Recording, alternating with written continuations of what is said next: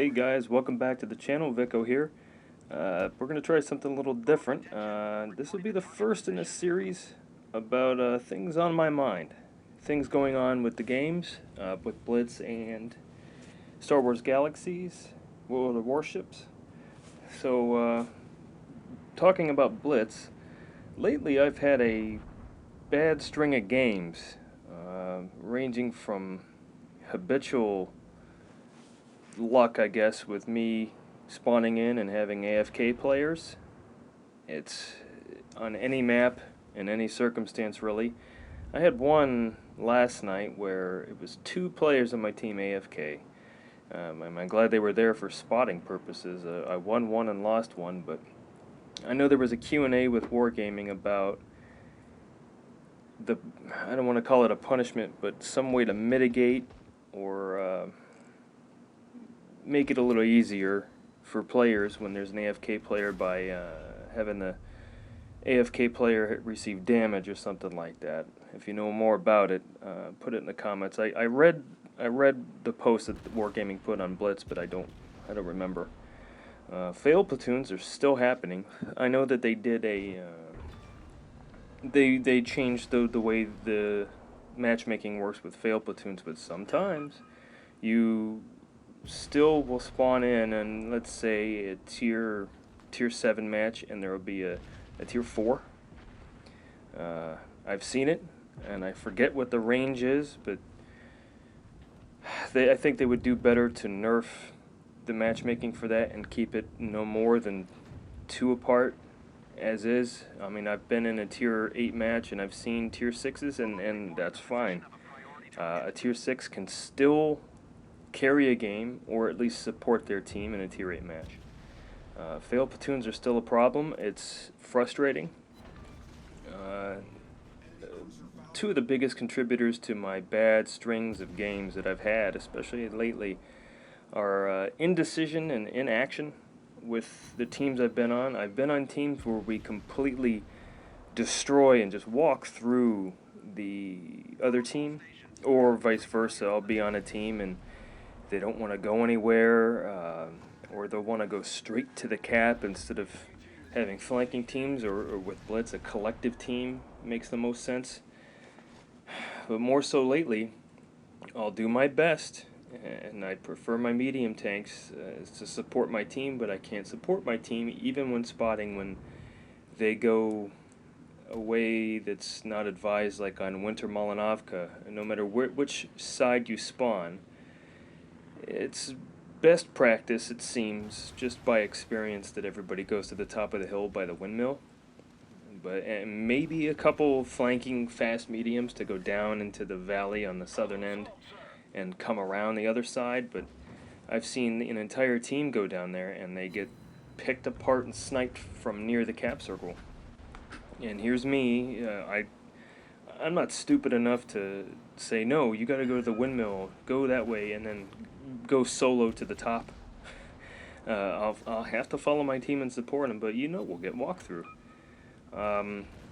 Sometimes you'll have the lowest tier, and after the game I'll check the stats, and it's proven afterwards that they have horrible stats, and they'll try to dictate to the rest of the team what should and shouldn't happen, and you'll have somebody in a top tier with great stats that I look at after the game, and they're like, no, bad idea. Like, as soon as you spawn in, they'll spam capture the base, and they'll spam it over and over again, run right into the cap circle, and then get taken out easily. Sometimes what surprises me by tanks that, good for them, light tanks in some of the lower tiers, and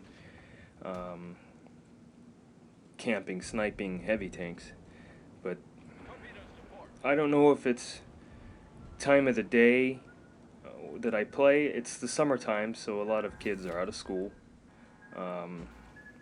Sometimes when I'm at work and I'm taking a break, I'll play a couple games, and it just doesn't seem, at least on the Blitz platform, that I can find a time of the day where there's really no issues. Everybody on my team and everybody on the other team does outstanding.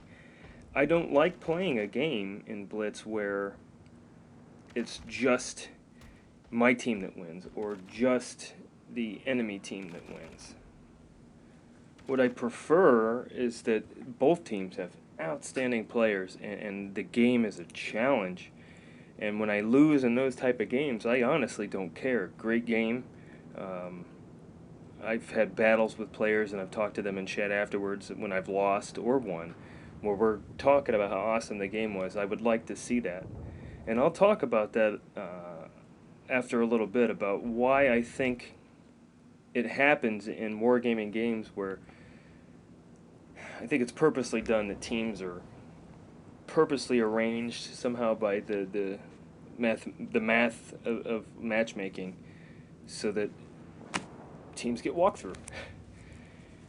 Talking about World of Warships, I got in Atlanta a while ago, and I think I'm going to stick with my destroyers.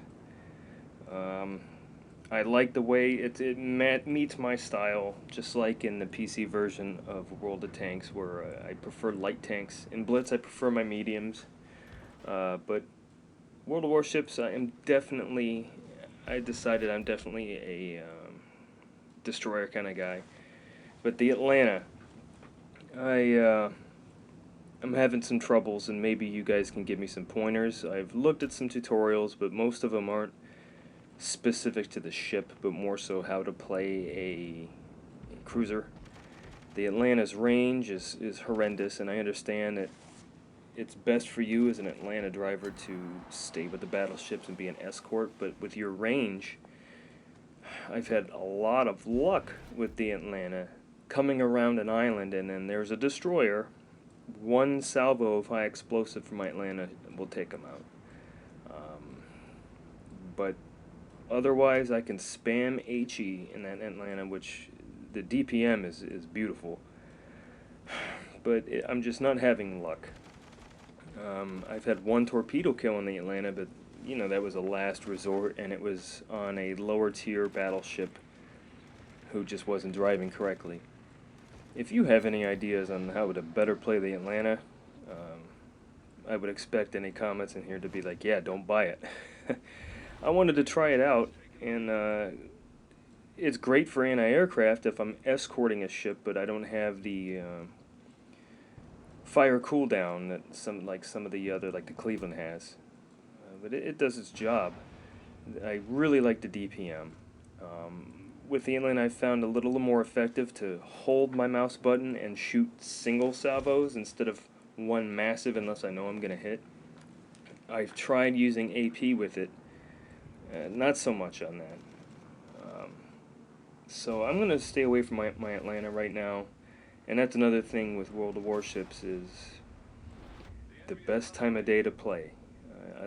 I've seen a couple of alpha testers that I've met along the line in the game, and definitely I know who the beta testers are. I've seen them in the game enough, but now that it's an open beta, you get some of the world of, I don't want to insult anybody, but the World of Tanks types that come in and spam profanity and hate and trying to dictate to their team what should and shouldn't happen when I can tell by the way they're launching torpedoes at a target 20 kilometers away when they're in a ship with a 8K range for torpedoes that they don't know how to play yet. Bringing that type of demographic into World of Warships kind of poisons the game, if you will. So I'm sticking away from the Atlanta and sticking away from higher tiers for a while until I can grind my way up, and as you know, I have a job, family. I don't have the time to dedicate to the game as much as full-time players, if you want to call it that, especially some of the hardcore streamers and YouTubers that make a living out of this. I don't have time to do it. I'm doing this for fun and for entertainment when I have some downtime. Which brings me into wargaming and how I think they make money. And for some of you, this might be just an obvious, well, duh. But for me, it was more so of an epiphany. I think that wargaming purposely. Let's take World of Tanks PC as an example. I think they purposely do this is where when you log in, they give you the tutorial and it shows you how to drive, how to look around, weak spots, and how to auto aim. And then they're like, here you go, enjoy your tank, play the game. And then for the first 3 tiers, it doesn't matter how much you angle, doesn't matter how much. If you get shot, you die. If you don't, you win. But what they don't do in World of Tanks is have any type of tutorial that explains the armor thickness and angling, and so I don't want to call it more advanced, but the basic principles of how to drive your tank and how to win. They maybe they purposely leave that up to us on YouTube and Twitch, and I think this is all about them making money. An example: a 14-year-old or something like that logs into World of Tanks for the first time on any platform, and they don't like playing the T1 Cunningham. Well, they have some credits, and if they got mom's credit card, they will put some gold into their account, and then they'll buy the Lova, or they'll buy an Su-85I, or another top premium tank, the IS-6. And they go to the high tiers where you can do some damage. What they don't realize is that you will still lose because you don't have the skill. You have the armor, you have the DPM or alpha damage, or both, but you're still losing. And they'll keep pumping money into the game, buying premium tanks or buying gold to grind. I don't know what the term is, but you don't like you got the M4 Sherman and you don't like it, so you just use your free experience and then skip right to the Easy 8. They'll do that. If Wargaming were to develop a tutorial outside of some of the videos that they publish, especially on Blitz, when you log in and the Blitz news, but if a part of the game tutorial in the PC version was to teach you that armor thickness actually matters, it's not just hitting tanks or not. When you're shooting at a target, that if you shoot certain parts, you have certain penetration values, certain engine components, or killing the driver. If they were to teach that off the bat, especially angling your armor and partnering with Armor Inspector or developing their own program, perhaps the gameplay would improve. But nobody wants to sit and take the time to look at that. I guarantee, sometimes I don't, I know many other people don't take the game as seriously as others do. So why spend the time looking at that when you can log in, hit the battle button, and start shooting tanks? I get it. But the other side of that coin is that, sure, you have the tutorial that Wargaming notionally gives you that shows you angling your tank, side scraping, using hull down appropriately, especially in some like the T-29 or bush mechanics, backing off of a bush and all that. If they were to teach that up front, overall, I think, yeah, people's gameplay would improve. But then, if you use XVM as an example, as the medium to gauge this, you have a bunch of green players on the team, a bunch of blue players in the team. For the most part, the game would get stale. A lot of people, good players and bad players alike, really like walking through other teams, winning, and logging back in and farming that damage and XP. So, if there's no tomatoes on the team, and everybody is equal, at least skill-wise, the game would get stale. And I think Wargaming purposely, the way the algorithm of the matchmaker works, and I'm not complaining about it, it is what it is, and I don't care. I'm just saying the way it works, the way the game is designed, is to keep people in the dark as much as possible with regard to the science of how angled armor, sloped armor, how it works.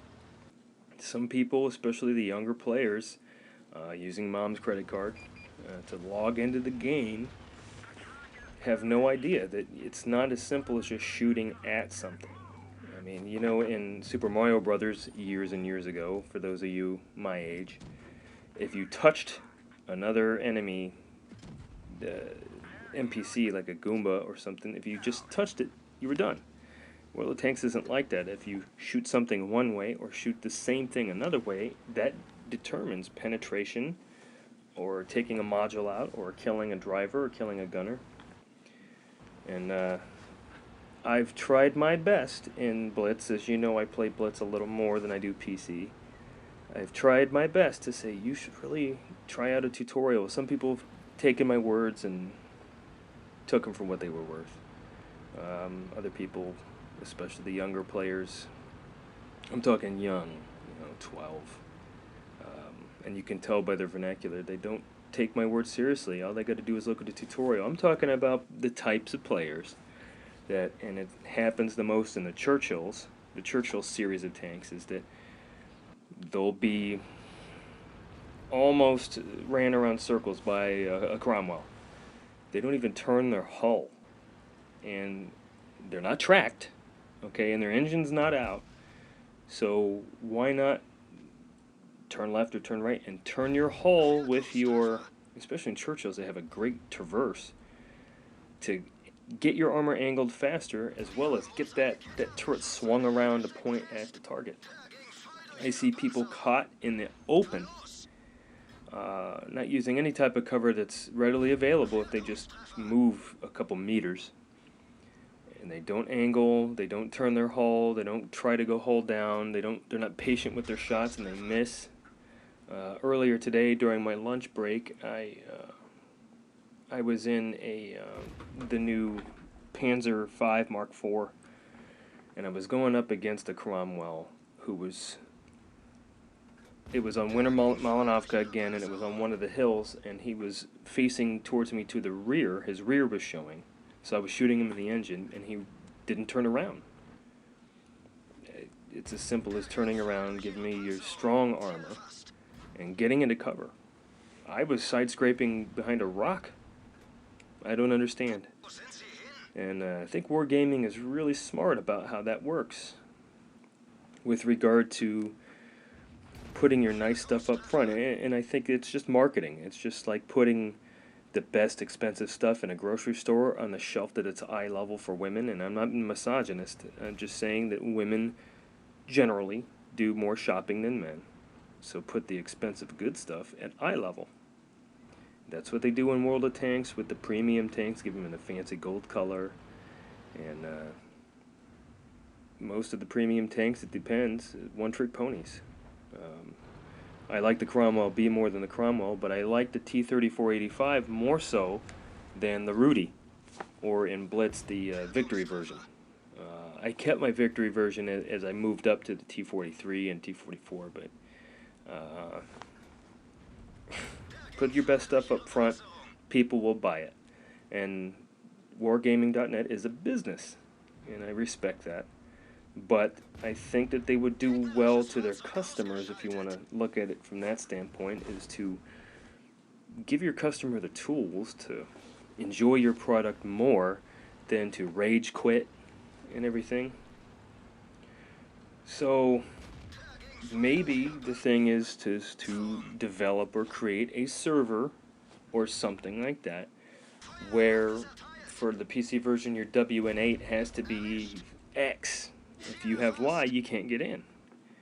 Maybe something like that. Or I proposed this one time and people were receptive to it, and I get why they are opposed, but a 21 and up server or 21 and up room for random battles, something like that, or a combined WN8 thing. But the argument to that is you can be a really good player. You could be a Unicum in World of Tanks on any platform, but it doesn't keep you from being an asshole. And I completely respect and understand that. I was looking around at some live streams, And what I'm going to do is post a link in the video description below and try to put a card up right now about a new player, streamer, that I encountered. His name is Briggs, and he streams World of Tanks and some other games, but he's a fantastic British gentleman, and I rather enjoyed watching his stream, so I'd like to promote him and make sure his link is below so you guys can subscribe to him if you would be inclined. His live streams on YouTube are fantastic, and he's personable and does respond to comments in the chat. So what's going on with me? I've been working a lot lately, and I haven't been in World of Warships as much as I like when I sit down at my PC, and I haven't touched World of Tanks on the PC in weeks. I was at Fort Knox last week, but even since I've been back, my weekend was busy. I'd prefer to spend time with my family than to sit at a PC on a nice summer day. Other than that, working. I've been on Blitz, as you know, as much as I can be. And like I said earlier, I'm still searching for that right time of day to be on Blitz so I can have some good games, win or lose, but I prefer good games over bad games, win or lose.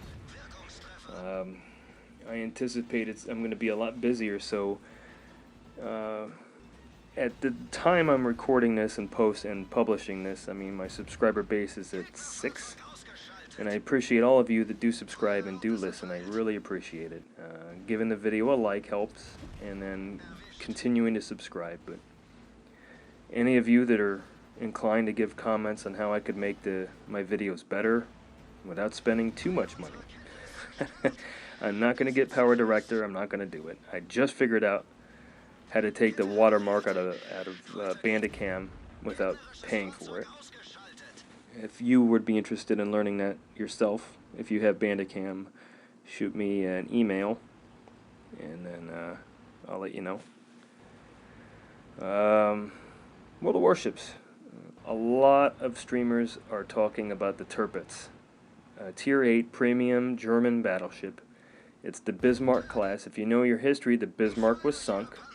It was, they usually teach it in I'm a history major by trade, but they do talk about the Bismarck, at least in my high school books, talking about World War II, and then in college.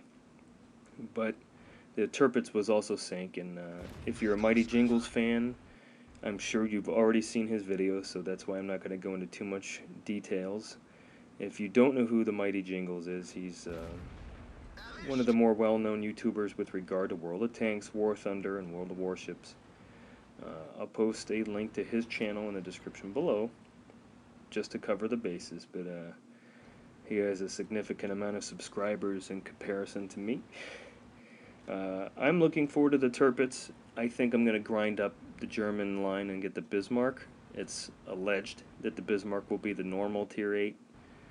Tirpitz is a premium. It does have torpedoes, but the speed, I think it's an all-around great ship. I've watched some gameplay. It does die, so it's not overpowered as people complain about with the Atlanta.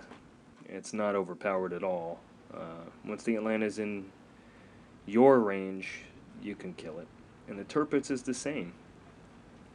I know that the visibility range by airplane is horrible for the Tirpitz, and as it should be. Other than that, the Panzer V Mark IV, I talked about that earlier, just came to Blitz, or at least it just came to Blitz for me. I don't know if it's been in the game prior. This is the first time I've seen it. I've been playing for about a year for Blitz. I got it. It was cheap. I checked it out. I do like it. I'm staying away from Tier 5 a lot. I'll go down to Tier 3 every now and then just to relax and have fun, but at Tier 5, that's when it starts to separate, generally, starts to separate the good players from the bad, sometimes, depending on the time of day. People that didn't fail their way to the top and still play. However, the Panzer V Mark IV, maybe I'll do a tank review some other time.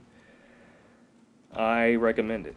If you aren't interested in a Tier 5 premium medium tank on the German line, don't get it.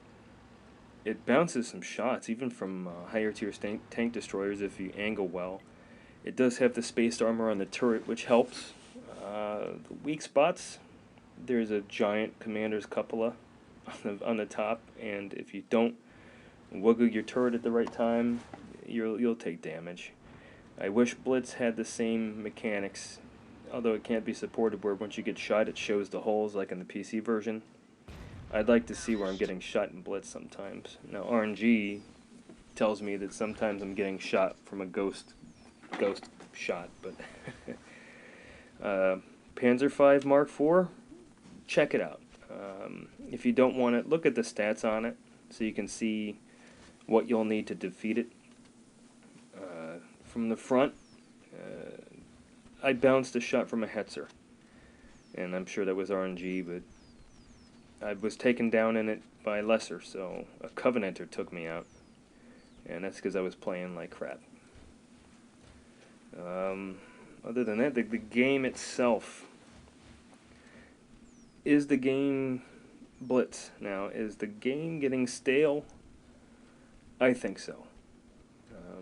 I'll play about 4 or 5 random battles, take a break, and then I'll come back to it and try a different tank or something. I'm really trying to grind up the Soviet medium line, but I think it's getting stale.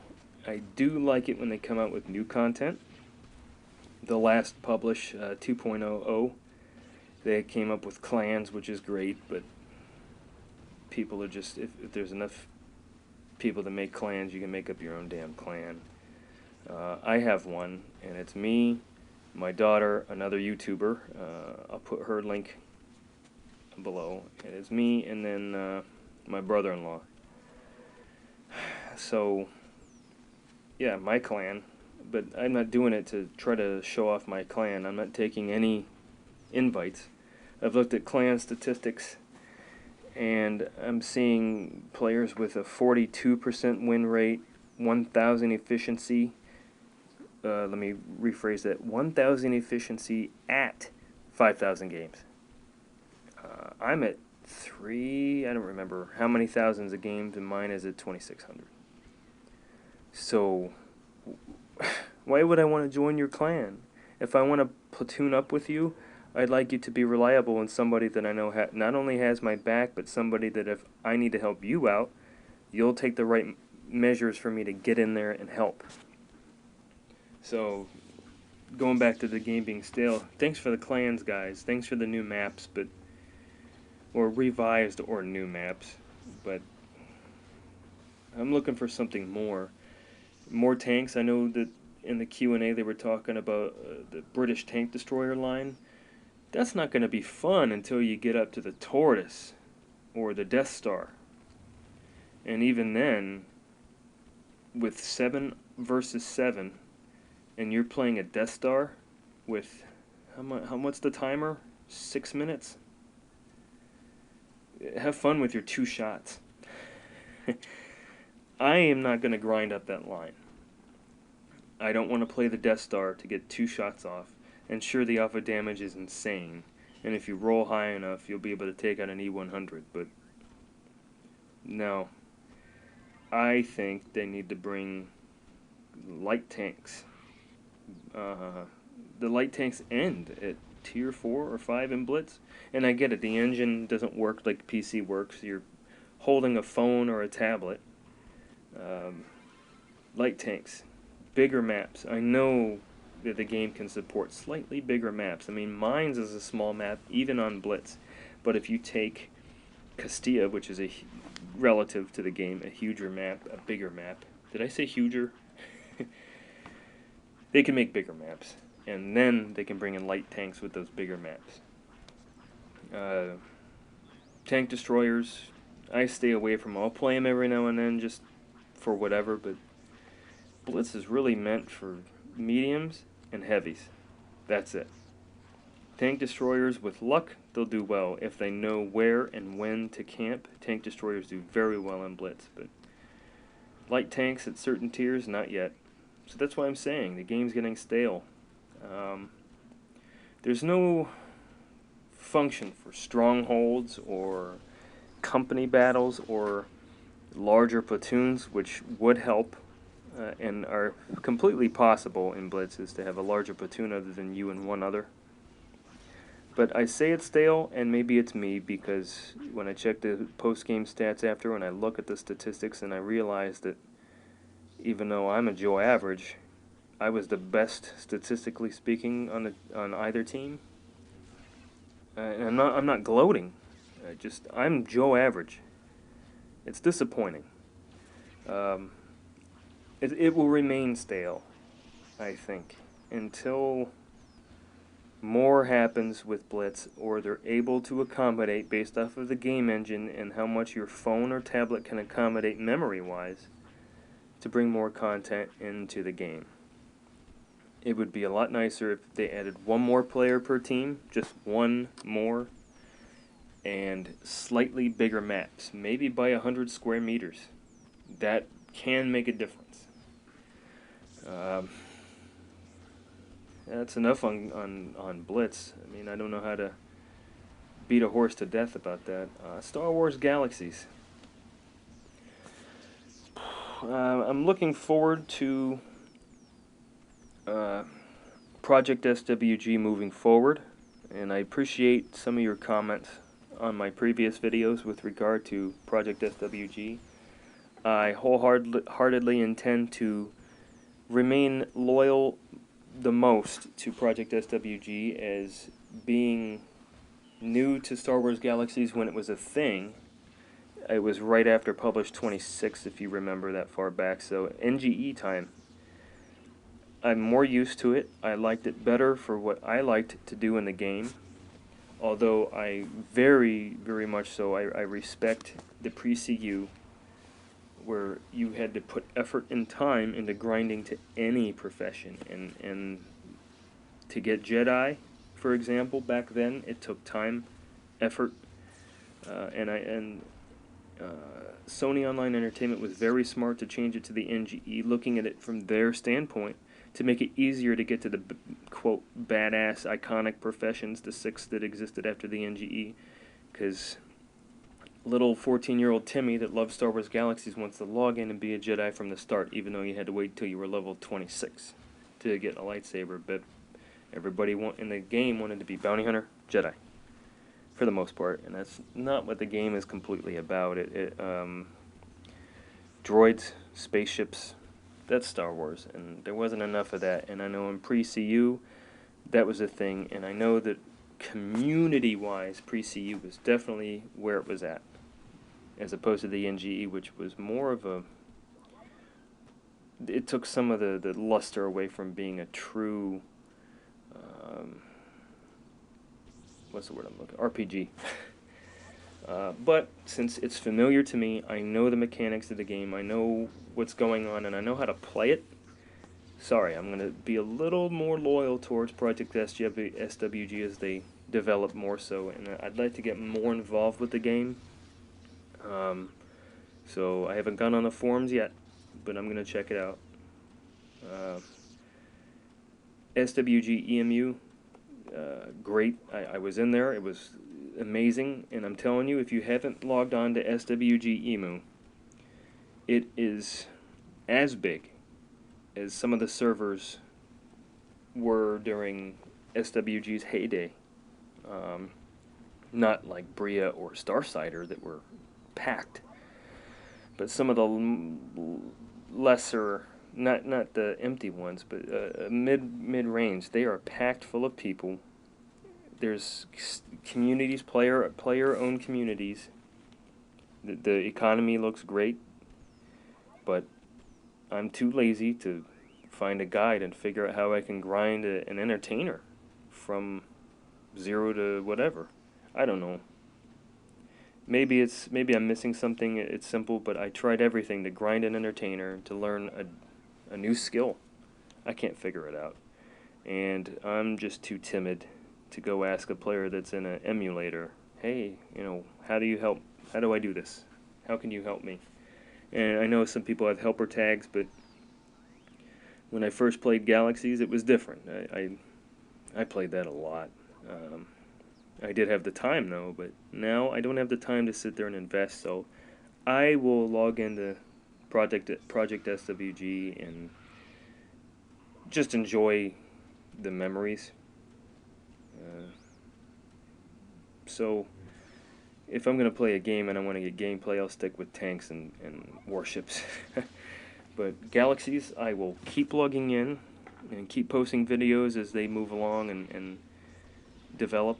I can't wait till it's bigger. And the next thing, and Project SWG is on step 5, and I'm already excited for step 90.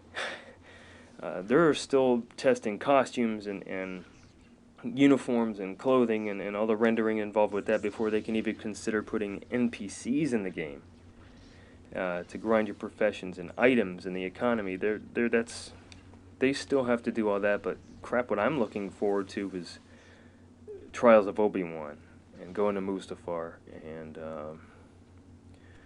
some of the other quests that require instanced zones. The Warren on Dantooine. I mean, since there's no money, and if anybody knows with Project SWG, if some of you that play it or develop it are out there, if you have the money, can you travel to other planets, or is it simply just Tatooine?